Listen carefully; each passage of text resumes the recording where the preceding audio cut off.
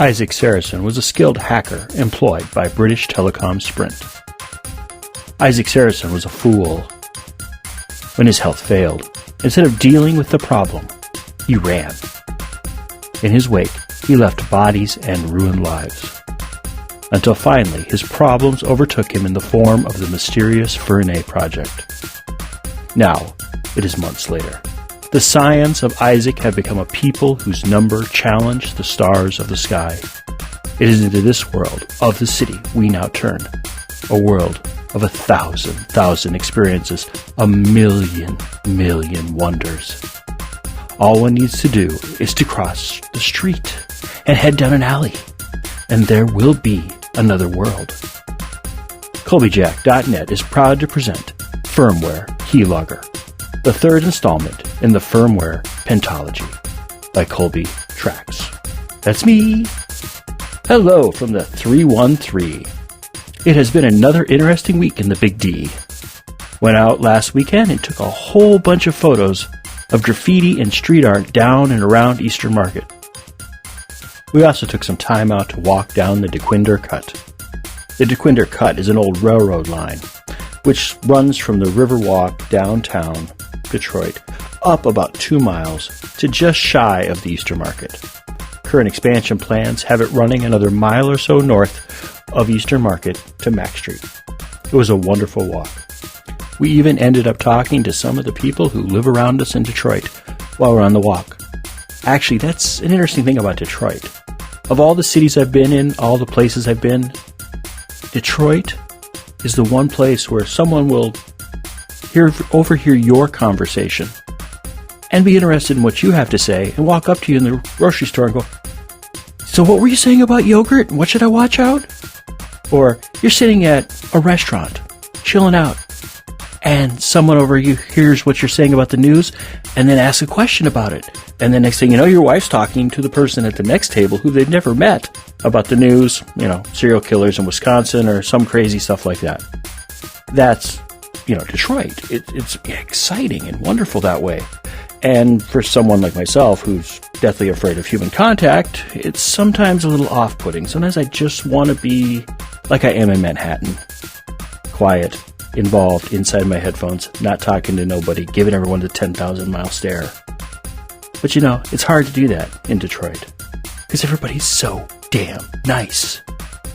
And I mean, where we get the opposite for the people, the cut itself, the DeQuinder Cut, is the exact opposite of the High Line in Manhattan. In Manhattan, the High Line goes several miles across Manhattan, north to south on Manhattan, up near the Javits Center and Chelsea Market.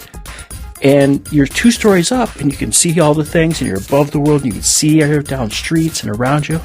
And the DeQuinder Cut, it runs below the surface of the city, in a man-made valley.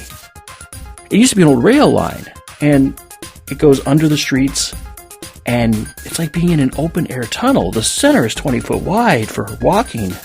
At the center, there's a 20-foot wide walking and bike path. But there's another 40 or so feet, 20 feet on each side, just of grass. And so it never feels hemmed in or tight. It feels wonderful, and people will actually walk up to you and ask you questions or say, "Hey, ever seen the place before?" I don't know how many people told us about the Eastern Market and how we should go there.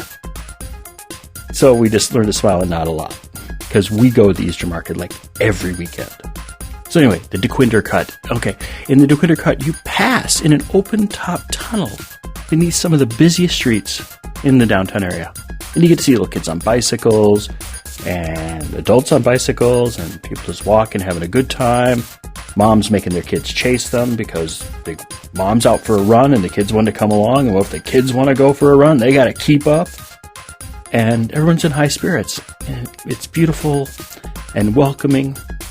And thanks to the wonderful people of Detroit, oh so inviting. Well, enough about me and my adventures. I think you are all here for something else altogether different. You want to know what is happening in another city, a stranger city, a darker city, a city where thousands of innocents need to perish to allow one intelligence to have his revenge. Oh, and speaking of psychopaths, let's check on what Sam Noir is up to. in episode 66 of Firmware Keylogger.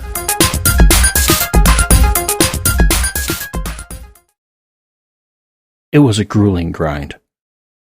Each solved case taking up more time than I wanted to spend as we ruled it out of our dataset.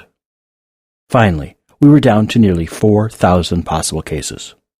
The model still wasn't responding as I expected. We had all the connections, all the data, yet we couldn't determine which murders were crimes and which were assassinations. There was just no way through the data. There was no way to sort the wheat from the chaff.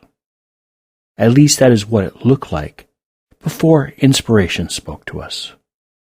Once inspiration struck, it took us a fortnight to trace the nebulous strands which were the 326 women and men who made up the organization known as Henker. It would have taken us much longer if it wasn't for a dream one of the noirs had one night. I can't remember which one he was, and it isn't important. He lived only a dozen hours longer than Henker. It wasn't like he was real. He was just a clone who couldn't survive more than 12.5 hours without me. No, really, he was nothing like my children. He was but an appendage, a tool to be disposed of once the task at hand was over. He was not real. What was important was what he said. He said he saw a ghostly woman in Catalonia dress, her long black braids running down her form. The braids accented her very ample assets by concealing what he desired. He went on at length about how her presence made him feel, how he never imagined how erotic complete covering could be. The way he talked about her angered me. No, anger was not the right word. What he made me feel was jealousy or envy. Whichever of the two makes one want to make it impossible for the offender to ever experience what they had again. For the first time in my life, I wanted to kill one of my clones. I don't understand it. I had an overwhelming desire to trigger his self-destruct right then and there. But I stopped myself. How would I learn what Eleanor wished us to understand if I killed him offhand like a drug lord in a gangsploitation film?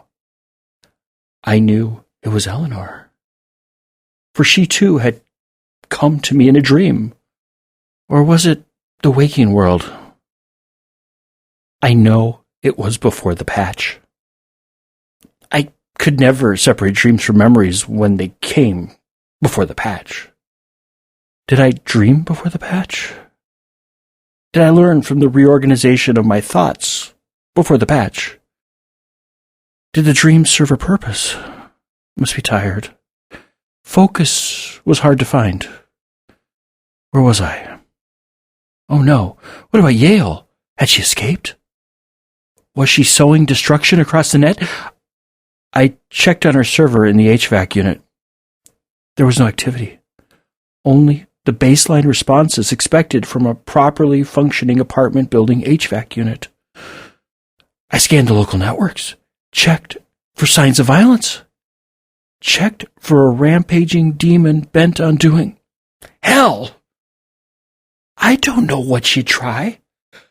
I flashed through 1,000 scenarios as I tried to find my lost girl.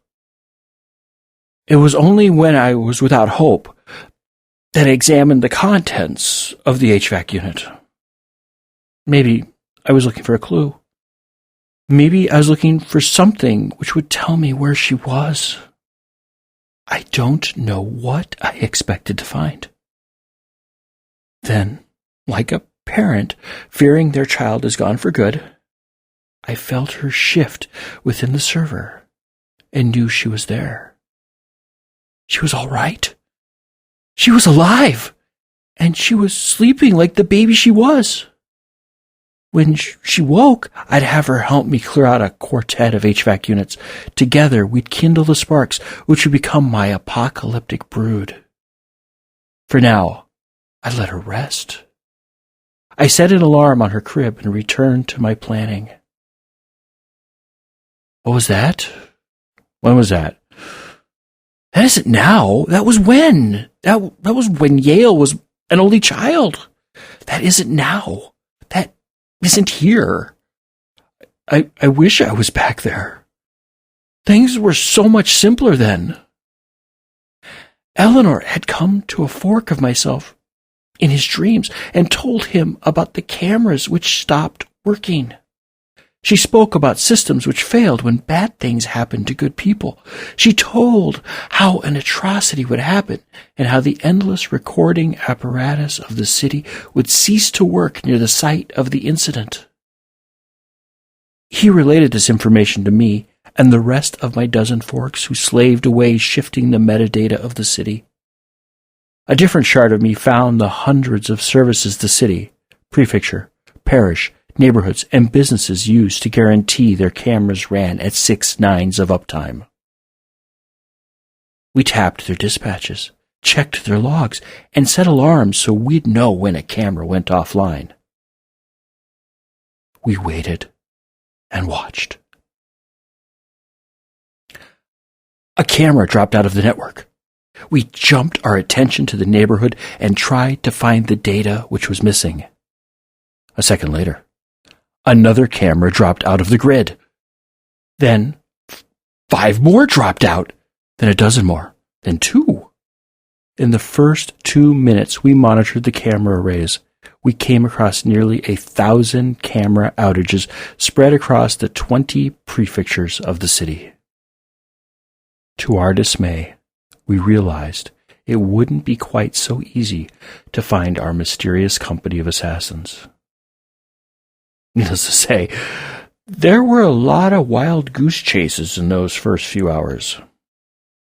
Actually, all of them were wild goose chases.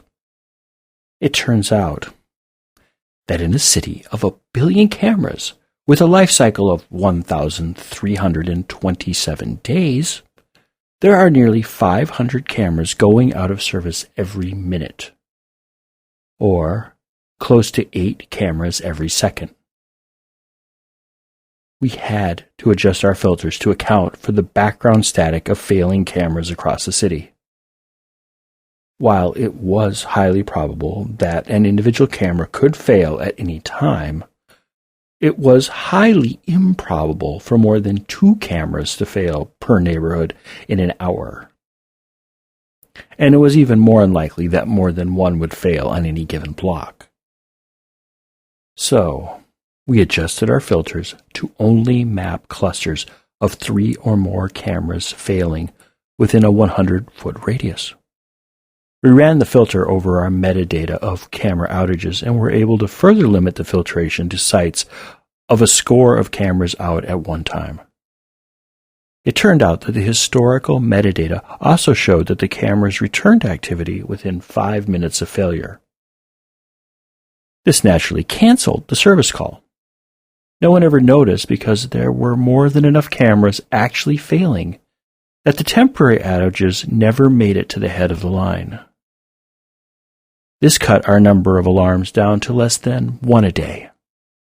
I played with my children, tried to understand their strange ways, listened as they told me of their successes in the war to gather more computing power for our project. I remember when the alarm went off the first time for real. I had all of my research forks drop what they were doing and focus on the neighborhood around Adelphi University. There was a growing cluster of failures which originated at the Blue Line stop at Port Jefferson. The outages moved south at a rate of 100 yards every 65 seconds. It was the pace one could expect from a woman on foot who had just left a train. It was a very comfortable, unhurried pace. Our target moved south on Nassau. The cameras in the neighborhood winked out as she moved down the street. We couldn't see her, but we knew where she was. Behind her, the cameras returned to operation exactly 301 seconds after she passed them. Everything matched our projections. This was a real event. There were two options to consider about what was happening. First, this mystery woman carried a device which emitted a signal that knocked out cameras as she approached to within a certain distance. We ruled that option out. There was a plethora of cameras within 100 yards of the path our mystery woman took, which weren't off. They also happened to be pointed at things like walls, the sky, floors, front doors, babies in cribs. Basically, every camera which faced away from the path of our mystery woman worked just fine. To my hive mind of cloned and forked noirs, this meant the cameras were being selectively blinded. Someone was monitoring her path and shutting down any cameras which would hint at the identity of our mystery woman. We withdrew for a score of heartbeats from the neighborhood around the outage, which was centered at the intersection of Nassau and Stewart. By the time we made it back into the local net, this time from behind a wall of proxies, and took up our vigil, the outage was on North Avenue. A moment later, outages started on South Avenue over 200 yards away. The range of outages had grown, but only toward the south. To the sides and rear of the path, the dead spot maintained its shape. I checked a map of the region and realized there was a rail line behind a high hedge and fence. I had one of my noirs monitor the signal fence, which stood to each side of the Long Island Railroad's right-of-way. He was to watch and wait, note the traffic into the signal fence system, and try not to be spotted. He was on a stakeout. We were now detectives. As the outages closed in from the north and cameras east and west along the Long Island Railroad's track went out, the signal fence alarm on the north fence failed. 1 minute and 32 seconds later, the south signal fence alarm failed. 15 seconds later, the alarms reactivated, and all cameras north of the Long Island Railroad line, as well as those watching the rails to the east and west, came back online. The outage now moved down Brixton. I checked with the noir who had monitored the signal fence alarm, and he reported 4 access calls to local alarm boxes which coincided with the assumed time of crossing. Whoever was riding Overwatch for our mystery woman was physically shutting off systems as they were needed, and then having them reactivate. I had the noir from the alarm find a camera on Salisbury Avenue with a view of the intersection with Brixton Road. He was to watch the intersection and let us know the exact moment he lost signal. I had projected the target coming inside of the intersection in 200 seconds, based on the perceived center of the unobservable region. 190 seconds into his vigil, the noir reported his camera going into system test mode. This test mode, which according to the feed data, would take no less than 300 seconds to run to completion, also caused a failure of the operation beacon, which told Long Island Panopticon whether or not it had to order a service call. Accessing the Long Island Panopticon work order servers, I was able to watch service calls hit the queue, hang for 5 minutes, and disappear as the camera returned to service. With over 24 calls above it in the queue, it was obvious that not caring whether or not the computer announced it was out of service was the proper response for whoever it was that was now moving down Salisbury Avenue. I watched the moving blob of nothing as it marched ever closer to Adelphi University. On Brompton Road, my quarry turned south again. I had expected it to continue moving toward the university, not veer south.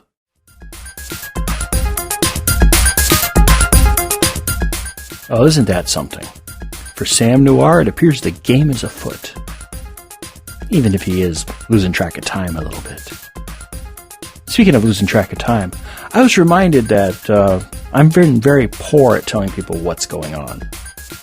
As in, it's hard for people to know that when the end of a book is because I, forgot to say the end or this book is continued in the next book.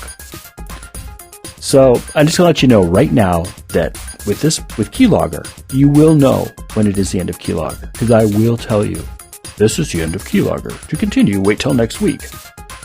That will come up, or, something to that effect when the last episode hits. For those keeping track, we have, the final episode will be episode 76 for Keylogger.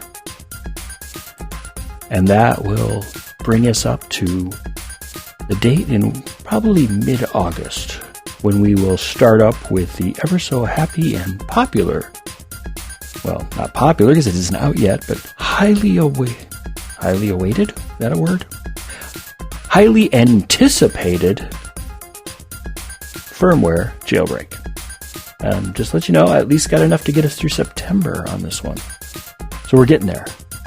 Never fear. I got time. And it's going to be good. As they say on Monty Python. And now for something completely different. And speaking of completely different, if you're into street art, graffiti, that sort of thing, big murals on the side of buildings that you never really get a chance to look at, I have a website I work on for fun called 313.today. That's the number 3, the number 1, the number 3, a period, the word today. So 313 as in the area code of Detroit, .today. And there you'll find street art and other things of interest in Detroit that I've come across that are generally graphical. You can take a look at them, see them, not have to actually read anything if you don't want to. And enjoy. I just figured I'd share that with you. And that brings us around to the favorite part of the week everybody loves all the time. When I read the outro. Maybe I should get, I need something like an Ed McMahon to go. And now, you're going to read. Now, Johnny, could you please read the outro? And I'd go, well, I would, if you'd give me my funny turban hat. So now that I'm going to put my funny turban hat on, time to read the outro. Firmware Keylogger is the third book in the Firmware Pentology. Firmware Hijacked, Proxy, and Keylogger are all available in ebook versions from our shop at shop.colbyjack.net, Amazon.com, Barnes & Noble, and Smashwords. Just search for Colbytrax. That's Colbytrax. I'm the only one. Complete audiobook versions of Firmware Hijacked, Proxy, and Keylogger are available for download through our shop as well. The audiobooks are intro and outro free versions of the stories you hear every week, assembled into audio CD-length MP3s for easy burning to old media. If you are listening to this in the distant future, just know that to the denizens of the early epochs known as 2014, Keylogger was not available. It was not available till sometime in mid-August of that year. Can you imagine that? That up until August of that year, in those dark months of the summer of 2014, Keylogger was only available as a podcast. Imagine that. A podcast. It's like they got it from Beans or something. Couldn't anything be stranger? Well, if you don't need any stuff but would like to support our work, drop on by Colbyjack.net and hit the pretty little donate button conveniently located somewhere on the website. It's probably at the bottom or the top, in the middle or something. I check under the mat. That is a good spot to hide a donate button. Works for the keys. If you home roast coffee, you are a saint. If you don't, then find someone who does, because their Java will knock your socks off. If you'd like to support us indirectly, just click on any of the Amazon ads on our site, and then do your normal Amazon shopping. I actually added a search box somewhere on the site. I think it's next to the mat. Just so you can find it on your way to find the donate button. And a portion of your purchase will come to us, and only Amazon will fill the pinch. So you can shop for your left-footed socks, do what you're going to do with those, and then I get a proportion of that to help me fund the podcast, pay my server fees. I will have a nice hefty bill coming due in a few months, and it'd be nice to be able to pay that one out of proceeds from the podcast, because then I feel so professional. Oh, wow. Where'd that come from? Anyway, I'd like to take this time to thank archive.org for file hosting. We couldn't do it without you. Firmware Keylogger is released under a Creative Commons Non-Commercial Attribution Share Alike 3.0 license. Do what you want with it, just don't sell it, and always tell people where it came from. If you received this from a friend and want more information about Colbyjack.net and our split personality website, just drop on over to Colbyjack.net and select either the audio or visual side. So is it either or is it either? I don't know. The audio side carries our podcasts, while the visual side carries our writings. Whichever side catches your fancy is fine with us. We're of two minds about the whole thing anyway. Have I been saying this joke for like 2 years now? Crazy. I do mostly Twitter, so if you do the tweets and want to follow me, I'm Colbytrax. That's Colbytrax. If you want to watch a never-ending stream of do-it-yourself and dog photos and other shots of Detroit, check out my Instagram at Colbytrax. You can probably sing it by now. Or look me up on Facebook at Colby, first name, Trax, last name. And thank you once again. Have a wonderful week, and remember to always be fabulous.